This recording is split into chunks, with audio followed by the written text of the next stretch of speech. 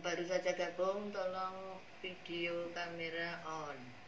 Ya, saudara Munisa Fitri. Ada nggak Munisa Fitri?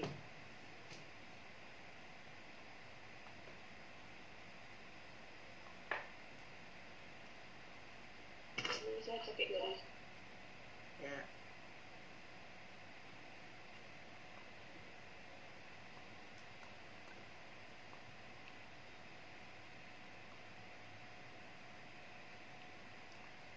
Saudara Munisa Fitri ada Dari Facebook, satu lagi di HP. di mana?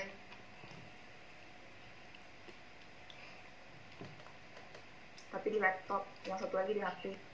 Oh ya, oke, baik. Ya, ini harus kamera on ya.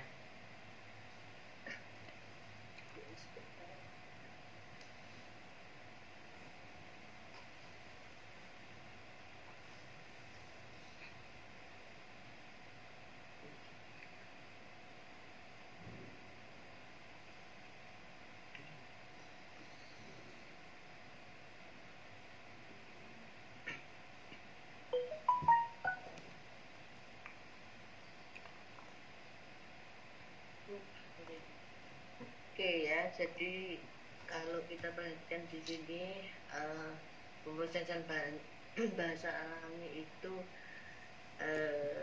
bagi inilah ada intersection antara computer science, artificial intelligence dan linguistik ya. Jadi kenapa berinterseksi dengan computer science? Karena ketika menyusun language processing itu menggunakan keilmuan computer science, yaitu misalnya nanti memakai automata, kemudian juga memakai engram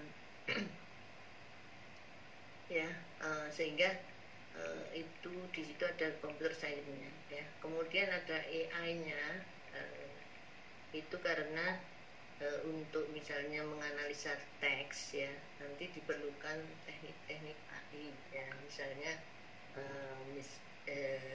machine learning atau secara statistik ya, atau secara jaringan secara tiruan ya. Kemudian memerlukan ilmu linguistiknya, ini ilmu bahasanya, karena ketika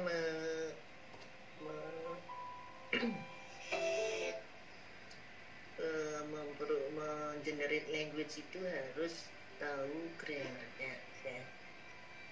Ilmu yang mempelajari grammar itu adalah ini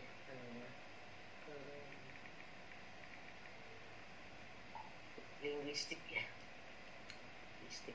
Nah, kemudian kalau kita perhatikan tujuan dari natural language processing itu adalah memproses atau memahami bahasa natural ya. Bahasanya aja bahasa natural ya.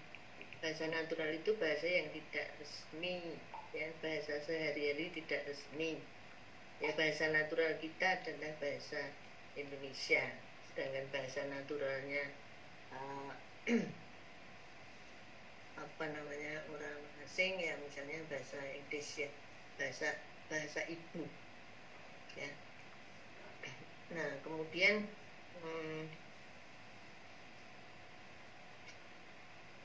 proses yang dilaksanakan apa itu, misalnya untuk melakukan sesuatu pekerjaan ya, misalnya bahasa natural untuk melakukan ini apa namanya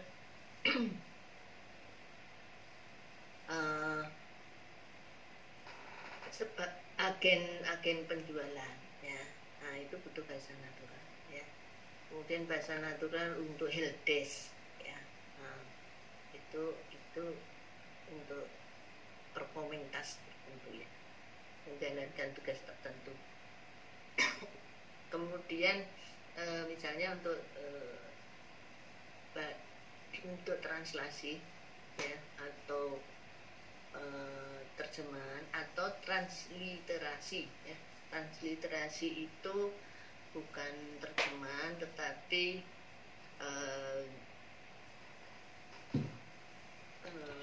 pengucapan atau menuliskan aksara bukan Latin ya, misalnya aksara Jawa ke aksara Latin ya.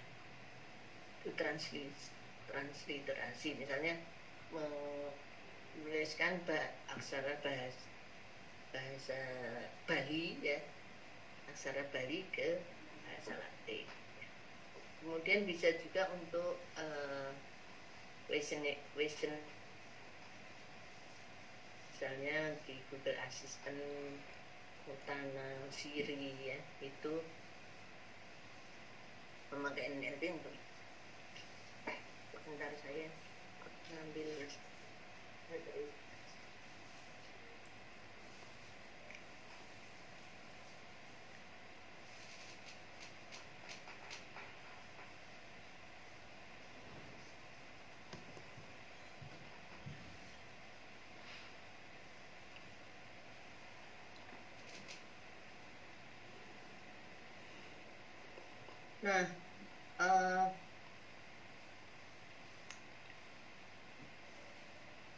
kemudian ya, selain ini itu juga bisa digunakan untuk pemahaman ya, dan untuk merepresentasikan makna daripada suatu bahasa ya, sehingga gunanya apa? Untuk berkomunikasi dengan mesin ya. Jadi apa yang kita ucapkan itu bisa dipahami oleh mesin.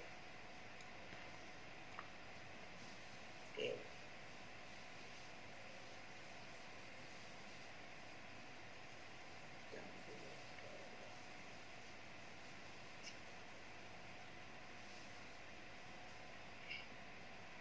Yang mau admit sebentar. Ini ada usul lagi.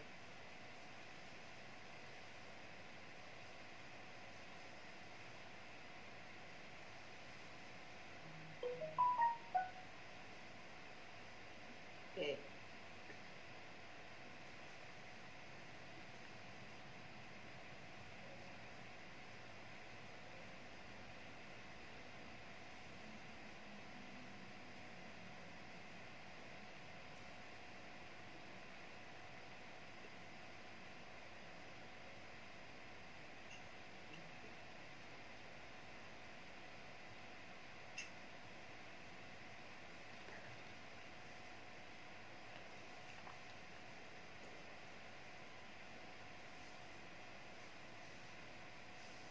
Oke, berikutnya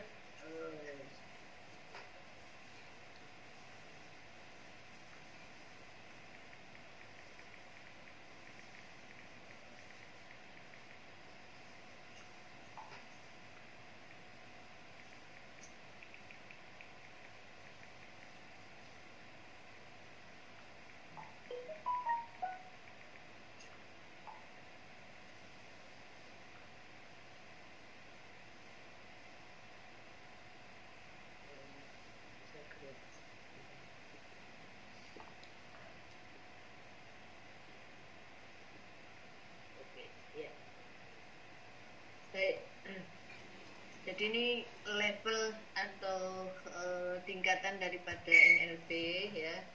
Ada yang NLP itu masukannya adalah speech ya, cara. Ada yang teks ya. Nah, nanti ketika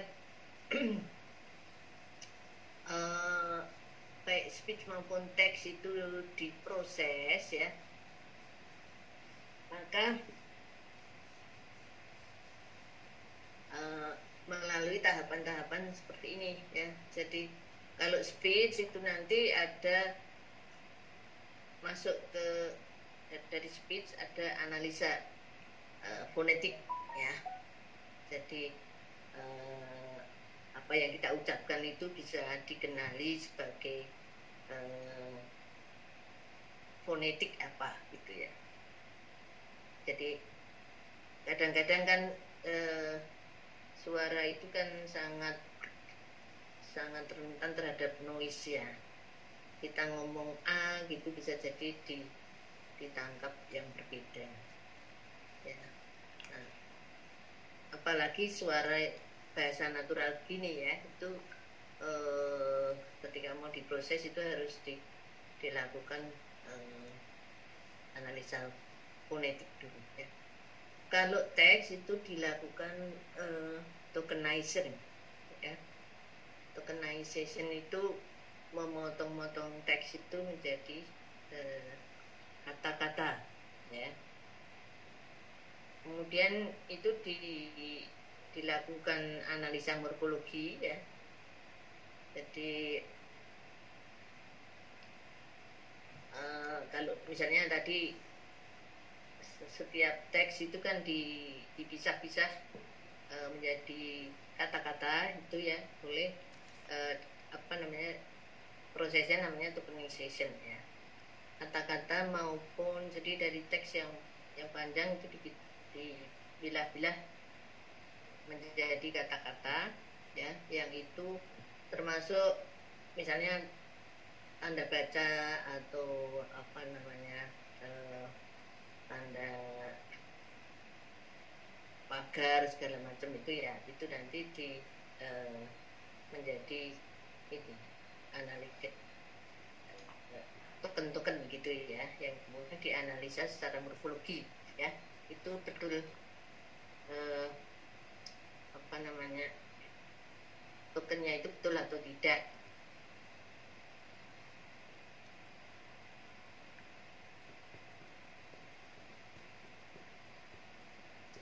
Nah, kemudian setelah itu dilakukan analisa sintak ya. Analisa sintak ini pada prinsipnya menganalisa apakah kalimat yang tadi yang diucapkan atau itu dituliskan itu sintaknya benar atau tidak.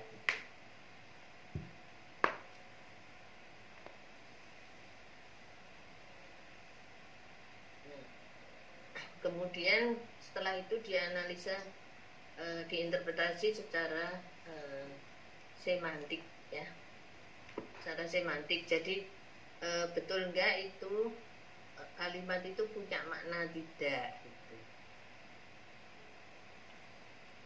Punya makna tidak.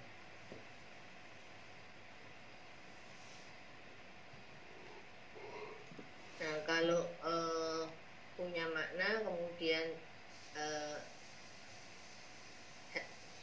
berikutnya adalah diproses. Jadi itu mau misalnya tadi untuk tugas tertentu misalnya ya, NLP-nya itu tadi untuk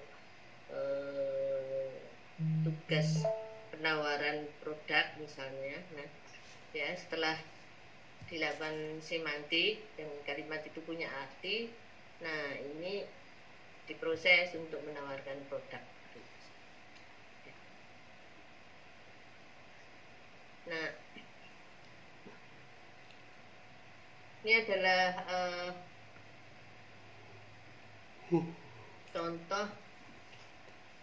beberapa contoh aplikasi NLP ya, dari simple to complex ya.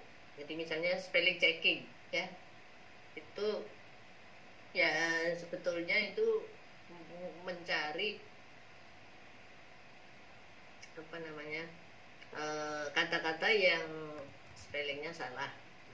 Nah, itu relatif mudah gitu ya. Kemudian mencari keyword ya, mencari sinonim ya, itu. Kemudian yang lebih kompleks lagi misalnya mengekstrak informasi ya dari media sosial atau website ya, misalnya tentang harga suatu produk ya, atau lokasi ya, misalnya mencari lokasi daerah yang kena wabah. Tetapi lokasinya itu apa ya, yang dicari itu bukan peta, bukan apa, tapi informasi dari website ya, apa yang ditulis orang itu ya tentang yang berkaitan dengan wabah. Terus diekstrak lokasinya di mana ya, yang lokasi yang kena wabah misalnya ya. Atau mengekstrak informasi dari orang, jadi orang ini seperti apa gitu ya. Nah, itu bisa diketahui ya. Jadi apa namanya, kita menulis apapun di website kita ya, di media sosial itu sekarang itu dengan mudah bisa diekstrak informasinya.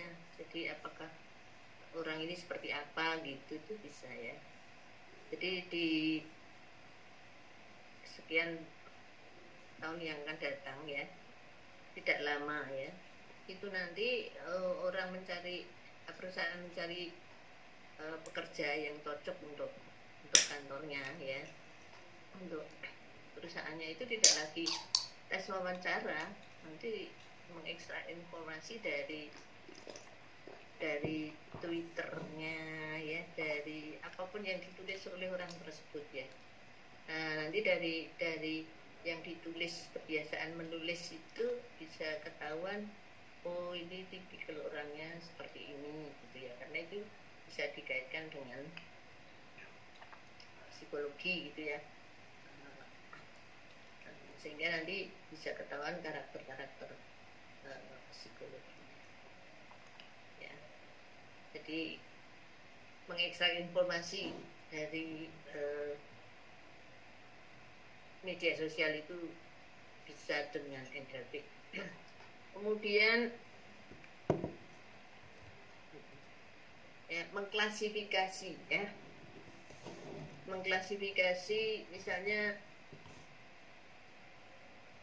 mengklasifikasi bacaan untuk anak-anak sekolah ya, atau mengklasifikasi teks ya, mana yang negatif, mana yang positif, mana yang kasar, mana yang ujian ya, mana yang apa namanya, misalnya teks yang mengandung pornografi, mana yang tidak misalnya ya, itu bisa diklasifikasi dengan NLP ya.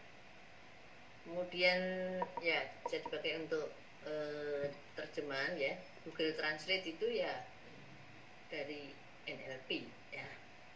Ya sebetulnya tidak hanya Google Translate ya, translasi apapun gitu ya, itu basisnya adalah NLP ya. Kemudian spoken dialog system, jadi misalnya Anda mengenerate robot atau chatbot ya, itu kan memakai dialog yang spoken ya, yang diucapkan ya. Nah itu ya, itu jelas membutuhkan NLP ya. Kemudian untuk question answering machine ya, itu jadi sistem-sistem, misalnya sistem informasi apapun ya, itu bisa dilengkapi dengan question answering machine ya, itu untuk memberi respon atas pertanyaan-pertanyaan tertentu. Kemudian apa namanya,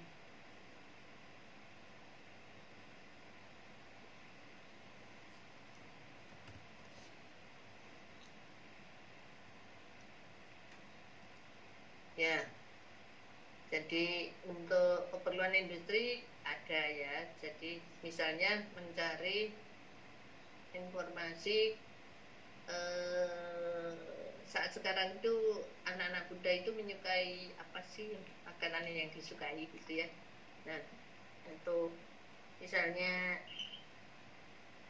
mau mencari apa kesukaan anak muda gitu ya, karena dia harus akan menjual produk ya.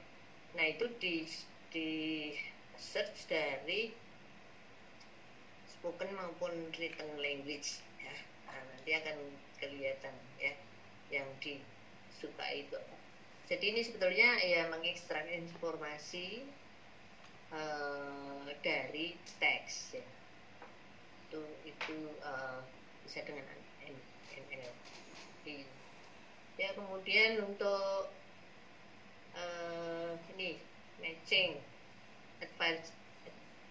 advertising ya, atau untuk jadi misalnya gini, saya mau mencari iklan yang berkaitan dengan kesukaan saya misalnya ya. Nah itu saya bisa menggunakan NLP.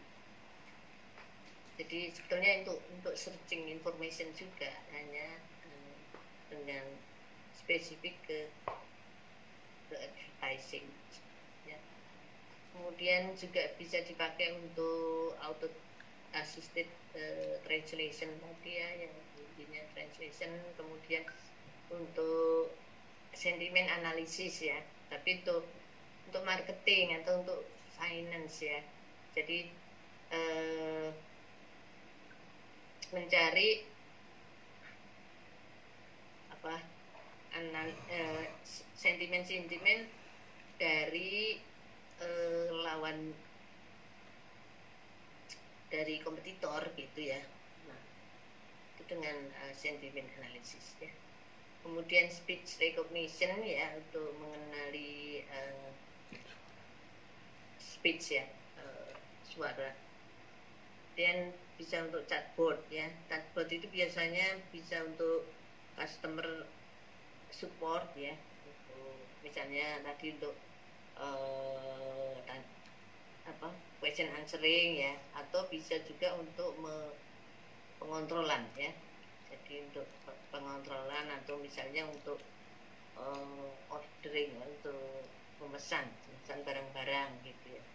Ya chatbot itu bisa untuk keperluan tertentu sih ya. Misalnya chatbot khusus untuk menjawab pertanyaan tentang misalnya penjadwalan, bisa jadi gitu ya.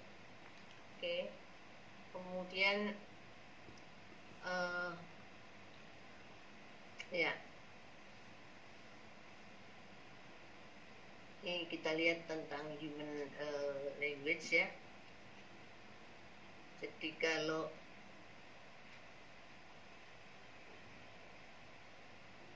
ya bahasa manusia itu ya dipakai untuk ya speaking misalnya ya.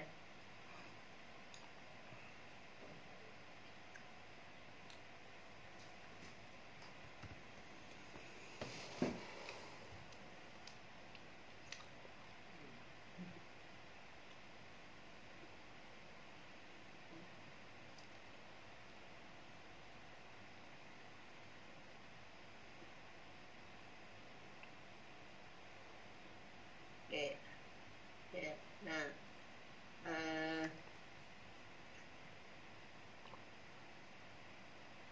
oke, jadi ya ini bahasa manusia ya, biasanya untuk ya untuk komunikasi gitu ya. Jadi especially constructed to convey the speaker, atau writer meaning gitu ya. Terus kemudian ya deliver communication gitu ya, tidak hanya sekedar menulis ya. Kemudian nah biasanya kalau dengan anak-anak itu sering komunikasi itu, kalau tertulis gitu kan sering pakai kata-kata seru gitu ya, misalnya very good, amazingly ya, seperti itu ya. Atau memakai simbol-simbol ya, jadi misalnya ini roket ya, dan seterusnya gitu. Ya itu bahasa manusia ya. Nah kalau bahasa mesin kan nggak bisa. Kalau misalnya kita gambar seperti ini terus itu maknanya roket gitu ya, atau kayak gini maknanya violin gitu ya, tidak semudah itu gitu ya. Karena kalau manusia itu punya mesin yang luar biasa gitu, bisa jadi ketika dikasih begini gitu udah asosiasinya langsung roket gitu ya, tidak pernah berasosiasi lain ya. Atau seperti ini itu si biola gitu, violin.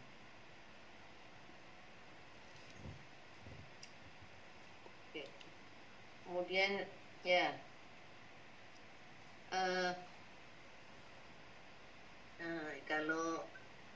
kalau bahasa kita itu ya bisa kayak berkomunikasi itu menggunakan suara atau bahkan gesture ya. Jadi kalau kita begini gitu kan orang tahu kalau begini itu artinya kita disuruh ke sini misalkan, atau memakai image ya, atau kalau sekarang ya itu emoticon gitu ya. Jadi itu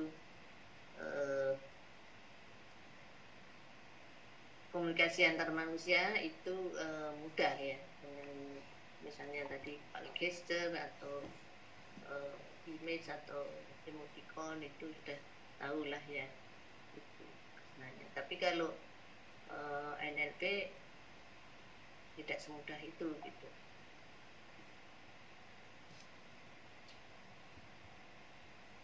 Ya. Jadi ya pada intinya bahasa manusia itu selain tertulis tadi ya, bisa menggunakan simbol-simbol gitu ya. Dan manusia punya otak yang luar biasa, bisa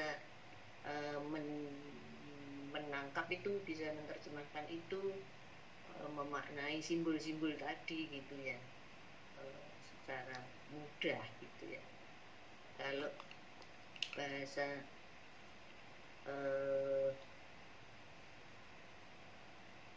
natural yang diekspresikan untuk mesin itu tidak semudah itu ya.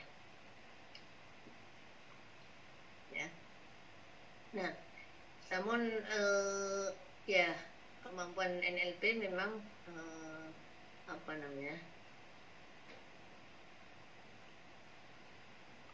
diarahkan paling tidak bisa memahami apa yang dituliskan oleh manusia gitu, atau yang dibicarakan oleh manusia gitu. Nah, nanti dengan cara misalnya menggunakan mesin learning atau menggunakan mengekstrak pola-pola tertentu ya, sehingga kemudian nanti ketahuan bahwa yang dituliskan atau yang diucapkan itu adalah misalnya kalimat perintah, dan misalnya itu punya fungsi tertentu ya. Nah, biasanya untuk mengenali kalimat nanti bisa menggunakan misalnya jaringan saraf timulan ya. Misalnya salah satunya itu pakai deep learning ya. Deep learning itu sebetulnya jaringan saraf timulan yang jumlah node-nya itu banyak sekali gitu. Tapi sebetulnya sama dengan MLP, multi layer persistent gitu ya. Tapi layernya banyak, node-nya banyak. Ya. Nah, itu nanti node-node tadi dipakai untuk menyimpan fitur-fitur ya dalam satu kalimat itu. Jadi misalnya kalimat tanya ya, itu ada fitur apa sih kira-kira di situ. ya. Atau kalimat sarkasme, ya. Nah, di situ ada ciri-cirinya apa saja yang dikatakan sarkasme itu seperti apa. Ya, mesti ada itu ciri-cirinya. Ya. Kalimat kasar itu seperti apa. Ya. Kalau misalnya kalimat pakai tanda apa, pentung, tanda apa itu, tanda seru gitu ya. Nah, itu kalimat sarkasme bukan gitu ya. Nah, paling tidak satu pula ada tanda serunya gitu ya, tapi belum tentu di depan itu depan tanda seru itu kasar gitu ya, jadi belum tentu sarkasme ya. Jadi ini kalau nanti menggunakan mesin learning ya, jadi deep learning itu apa namanya, bagian dari mesin learning ya. Jadi, nah ini nanti digunakan untuk tadi saya sampaikan untuk memproses kalimat, tetapi kalimat-kalimat itu ya yang diproses itu fitur-fiturnya ya. Nah, kemudian nanti apakah kemudian ada learning algoritmanya itu ya, nanti apakah memakai gradient descent atau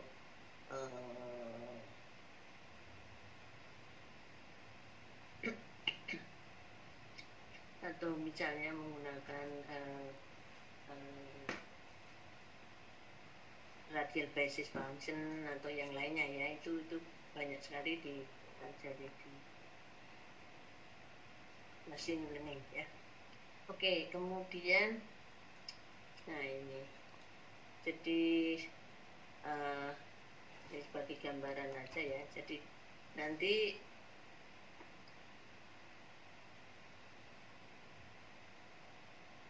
kalau kita lihat deep learning itu sebetulnya kan sama dengan multi layer persistent, tapi node-nya banyak ya. Kemudian apa yang ada di sini itu adalah di X ini ya, yang jadi masuk itu adalah fitur-fiturnya ya, fitur-fitur dari kalimat suatu kalimat ya. Terus nanti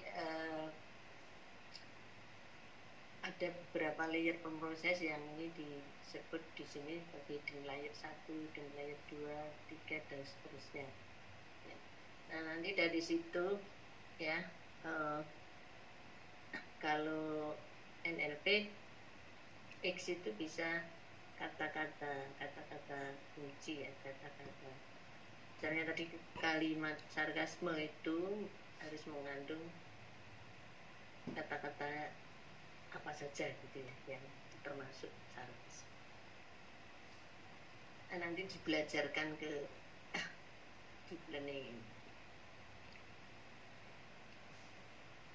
ya. Jadi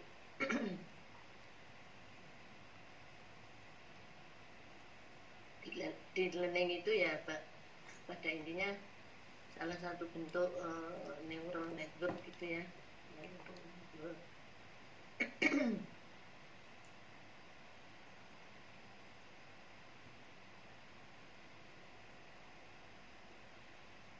Kemudian apa namanya, jadi nanti dengan neural network tadi ya ada parameter-parameter yang harus kita setting ya, kemudian kita belajarkan gitu. Itu deep learning itu nanti diajarkan di apa, pembelajaran mesin. Kemudian ya, mengapa banyak menggunakan misalnya untuk memproses itu menggunakan apa,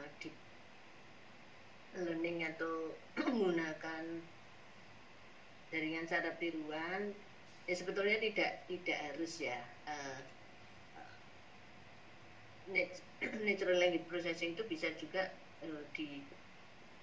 diolah dengan misalnya statistik ya, cara statistik, atau dengan cara misalnya menggunakan tree ya, juga bisa gitu. Nah, ini salah satu cara aja ya, pakai deep learning atau jaringan saraf tiruan juga bisa gitu ya, itu enggak masalah gitu ya. Jadi yang penting kan nanti ada fitur-fitur ya yang itu harus diekstrak gitu ya, terus dibelajarkan ke itu. Nah, nanti cara pembelajarannya bisa unsupervised atau supervised. Kalau supervised itu nanti yang diajarkan itu sudah dikasih label. Misalnya tadi kalimat sarkasme itu ada fitur-fiturnya apa gitu ya. Nah, jadi kalau ada fitur misalnya kata-kata apa gitu ya, itu sarkasme dikasih label ya. Jadi yang dibelajarkan itu semua sudah dikasih label. Oke, kemudian ya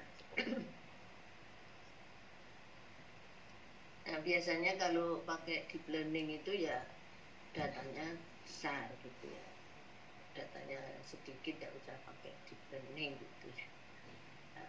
Itu boros di komputasi gitu ya. Oke, itu jadi ya, jadi misalnya nah ini misalnya apa untuk deep learning untuk speech recognition ya, untuk mengenali speech ya, untuk mengenali kalimat yang diucapkan ya, itu yang diekstrak adalah fonem-fonem ya. Kemudian nanti dibelajarkan ya, nanti ada hasilnya gitu ya. Sebenarnya ini dengan cara lain itu misalnya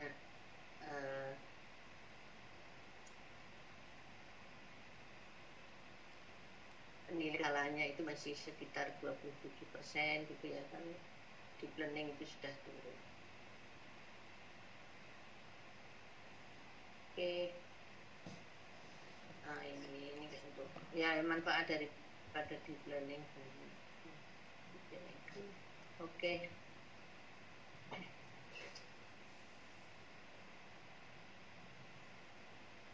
Oke, saya kira itu tentang learning tentang NLP. Nah, saya setting dulu apa namanya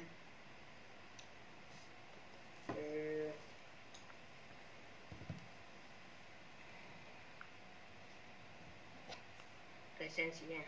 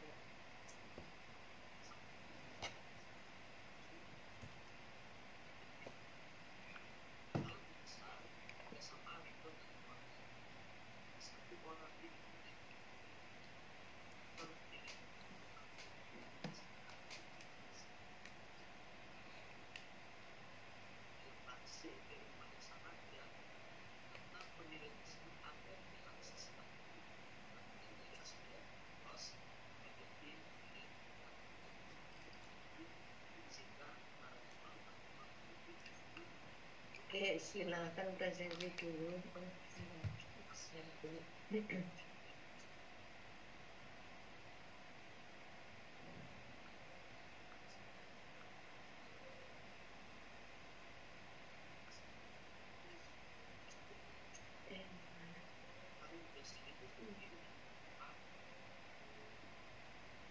Oke, silakan.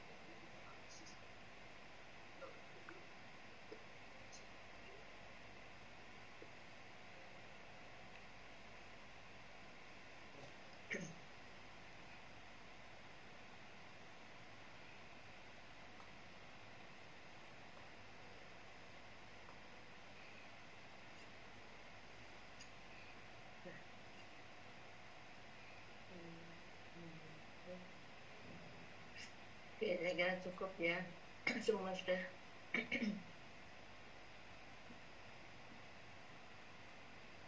Oke, sebentar.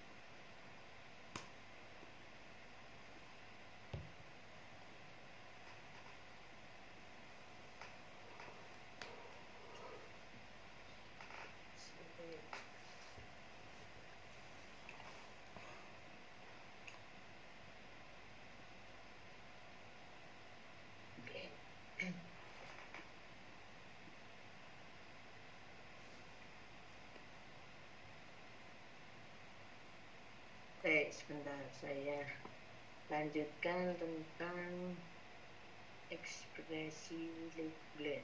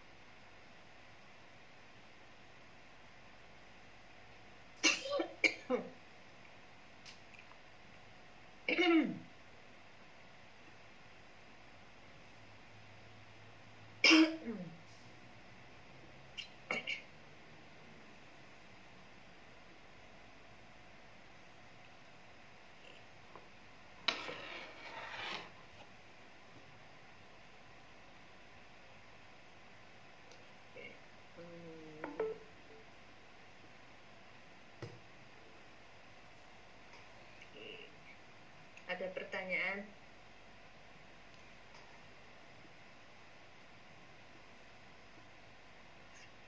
Ekspresi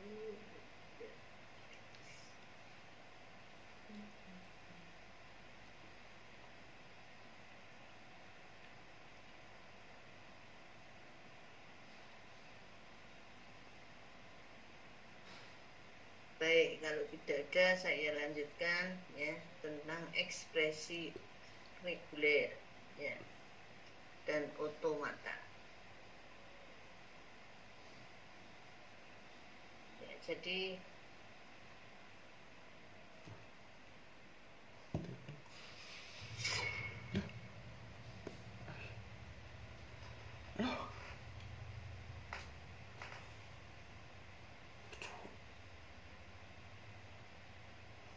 restart iki.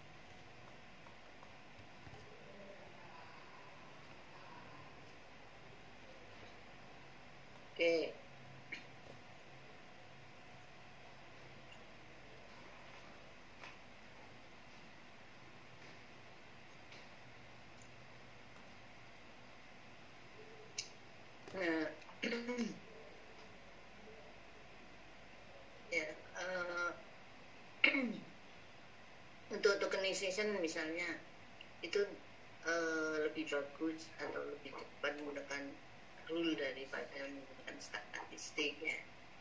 Atau analisa morfologi juga seperti itu gitu ya.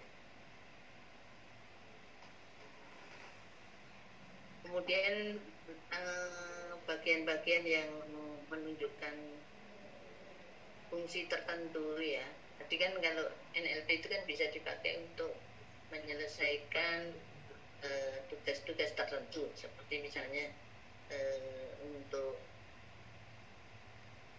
apa namanya, tugasnya itu misalnya untuk penawaran barang ya, seperti agen agent untuk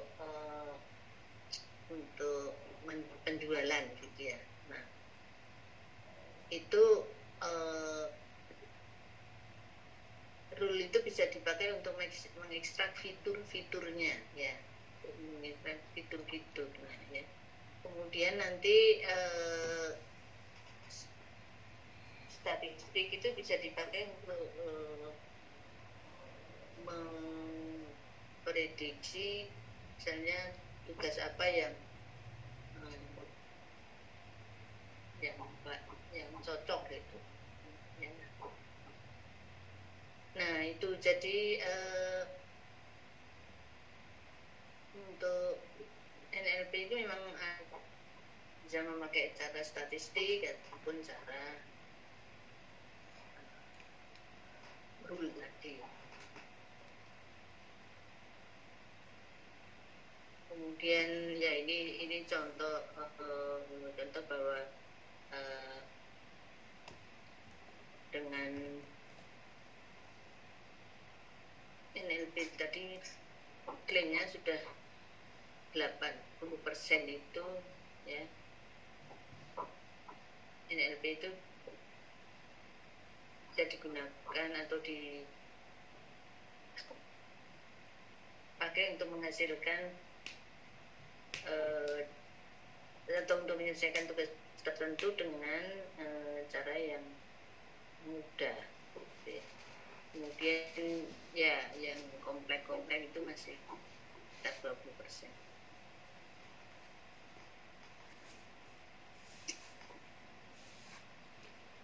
Nah, jadi untuk menyelesaikan permasalahan ya dengan NLP itu beberapa kita harus mempelajari representasi ya, dan apa namanya, tugas-tugas yang diselesaikan ya. Untuk itu kita harus mempelajari yang namanya regular expression dan finite state automata ya. Nah ini ya.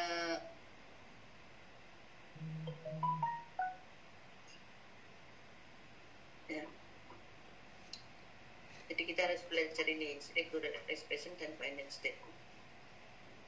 Oke, mari kita lihat kalimat ini. How far can they take us? When are they enough? When do we need something more? Ya. Nah, kalau kita perhatikan di sini itu, ini kan kalimat yang terbuka ya, yang maksudnya jawabannya itu tidak eksak ya.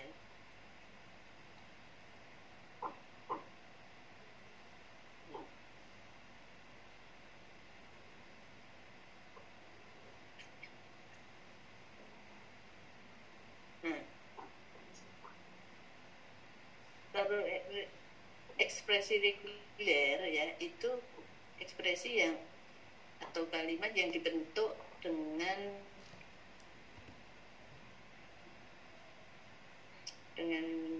apa namanya, aturan yang sederhana ya. Nah biasanya regular expression itu untuk mesin ya, itu bisa menggunakan yang disebut finite state automata.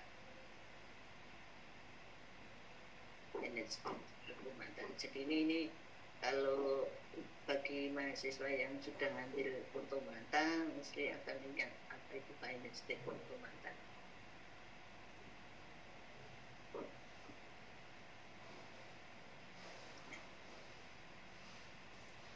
Mari kita lihat. Jadi kalau kita lihat di sini apa yang terus di bawah ini itu ikut equivalen ya. Jadi misalnya nih, what word is most likely to begin a sentence dengan what word is most likely to begin a question.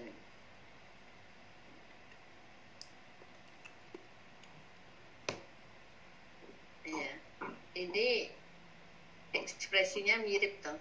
Ya. What word is most likely to begin, yang satu sentence, yang satu question.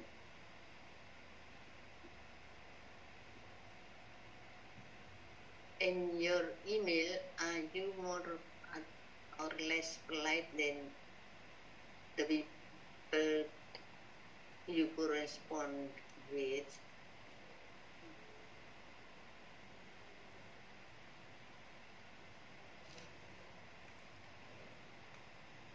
Ya.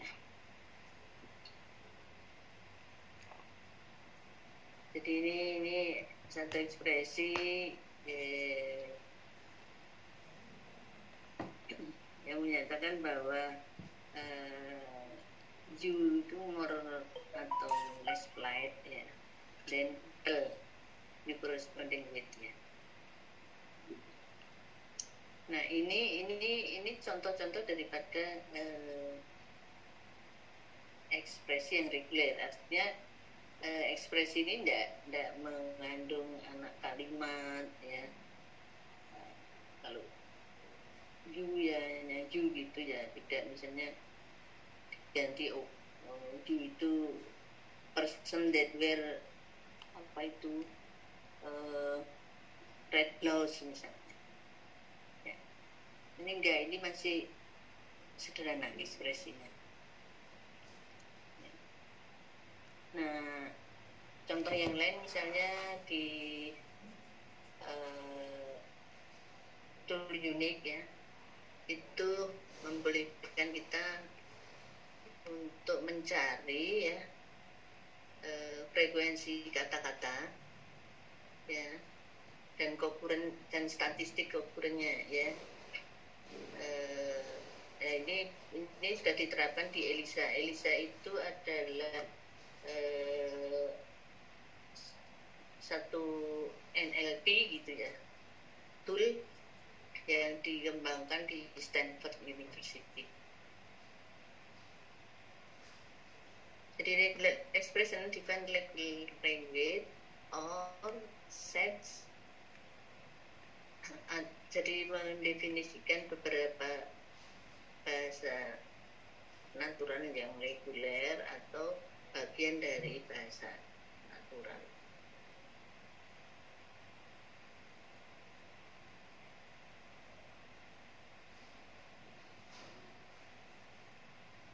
Ya, jadi ini tadi apa namanya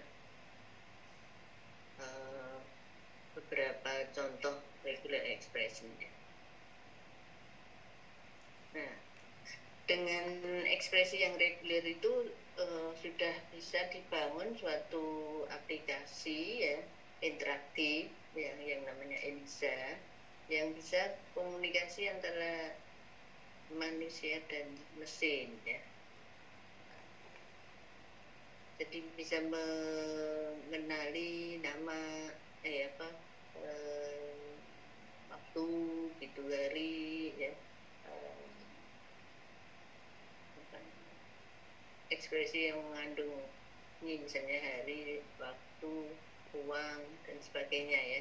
Kemudian bisa merecognize nama-nama orang ya, nama company ya, tapi belum menggunakan analisa morfologi ya, analisa morfologi. Jadi masih ya sederhana ya. Oke. Baik, ada pertanyaan?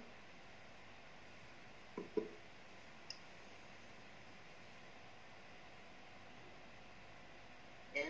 Nah, regular expression itu ya, ini bisa disajikan dengan formula aljabar gitu ya, untuk menunjukkan sejumlah string ya.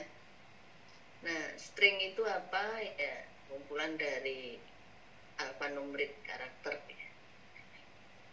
Jadi bisa ada hurufnya, ada angka ya, ada spasi, ada tab, ada tanda baca gitu ya. Nah, nanti dengan menggunakan regular expression itu bisa dibuat suatu ekspresi reguler untuk pencarian. Apa yang dicari adalah pola-pola ya, misalnya mencari sejumlah string ya yang memiliki pola-pola tertentu ya,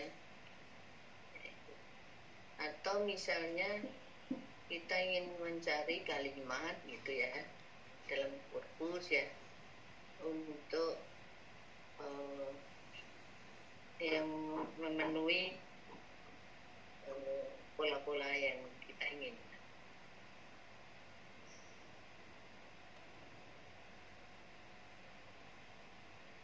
Ini contoh sederhana ya. Sequence of the characters ya.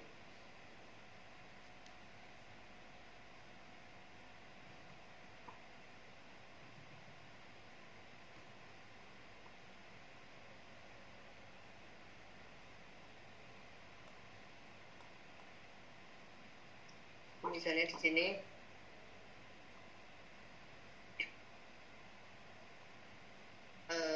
deskripsinya misalnya cocokkan string dengan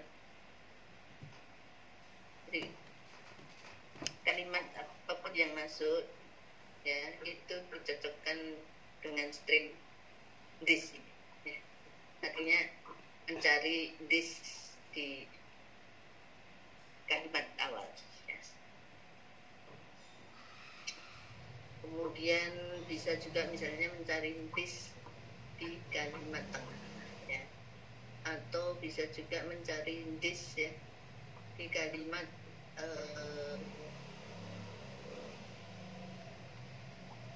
di lokasi yang anywhere ya dalam satu sentence. Kemudian kalau seperti ini misalnya ya, itu mencari any karakter gitu ya, kecuali written nih.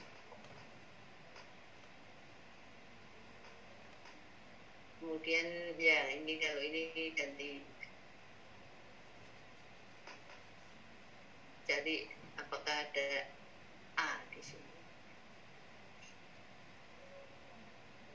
Kemudian kalau seperti ini tadi mencari A sampai Z ya. Ya seperti itu.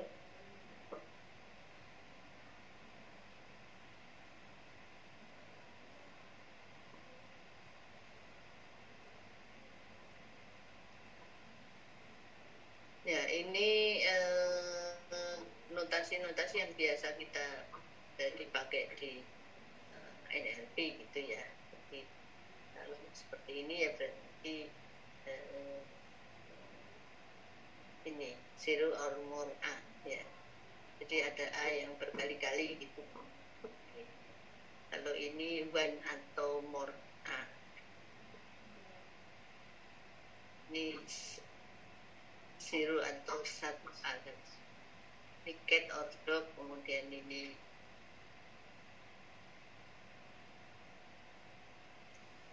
terus seperti ini, align that contain only cat.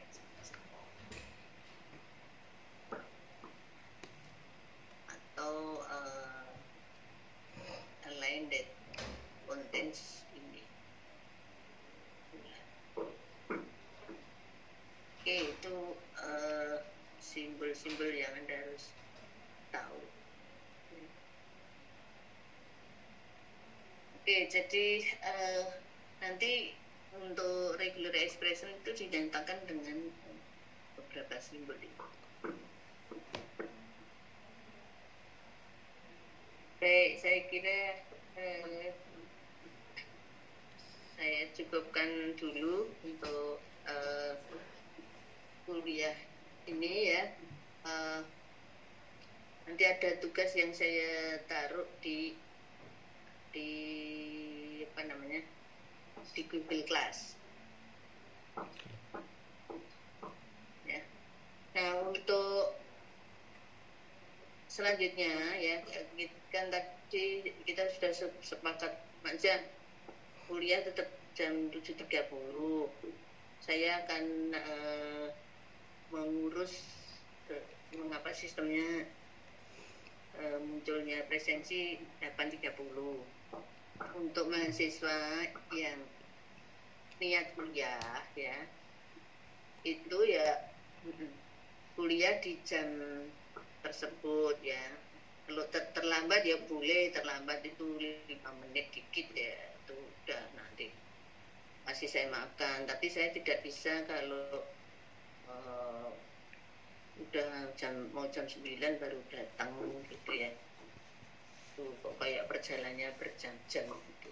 Dan perjalanannya dari tempat tidur ya gitu kan. Ya, jadi itu diperhatikan ya. Dan apa namanya, kuliah ya on kamera ya, tidak ada yang off kamera ya. Itu sudah saya sampaikan ya. Jadi kita berkesepakatan. Saya tidak mungkin masih kuliah dengan cuma ada tulisan misalnya Fajar Merah gitu ya, ini seperti ini gitu, Mbak Nisa Fitri, tapi tadi ada ya Mbak Nisa Fitri katanya. Nah ini ada ini Surya Putri, Putra Putri ini ada ya ini. Oke, jadi semua harus on kamera ya. Jadi Anda harus asumsi bahwa kuliah itu ya ini pergi ke tempat ke MIPA gitu, hanya di rumah masing-masing gitu kan ya, atau di kos masing-masing ya. Saya di rumah masing-masing ya, tetap harus on kamera. Oke, baik, karena saya ada rapat 9:30 ya, jadi ini harus kita cukupkan dulu. Saya masih harus menyiapkan sesuatu ini. Gimana? Presensi saya atas nama Rian Maulana belum. Ya, saya share screen lagi lah, silakan. Nah.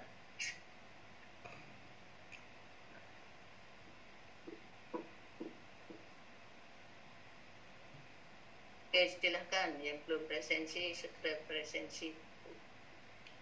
Baik, terima kasih Bu. Hah? Terima kasih sudah berhasil.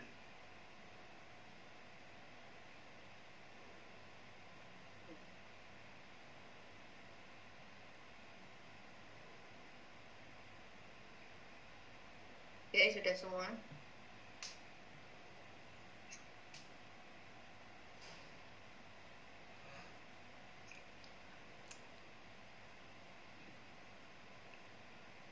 Baik, kalau sudah saya cukupkan, saya akhiri. Assalamualaikum warahmatullahi wabarakatuh. Nanti saya sampaikan kalau Google Class sudah siap. Oke, terima kasih. Assalamualaikum. Waalaikumsalam warahmatullahi wabarakatuh. Terima kasih. Terima kasih Bu.